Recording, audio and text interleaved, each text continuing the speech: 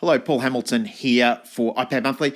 This is just a little data representation, I think a very beautiful one, and I just want to show you how I actually did it. So this is basically 2 professional development sessions over an hour and a half, and it's how I've represented it by the different shapes, the intensity of the colours from audience participation through to information presented.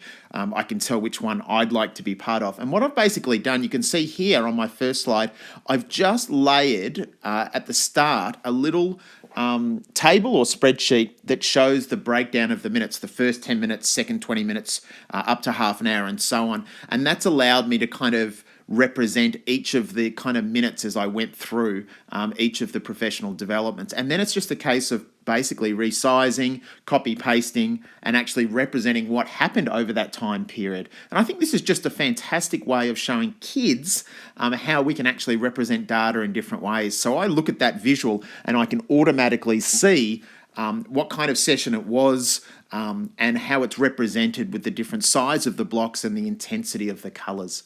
I hope you find this useful. You could use this across any subject area. Fantastic way of getting kids to really analyse and reflect on the information that is all around us. Paul Hamilton here, signing off.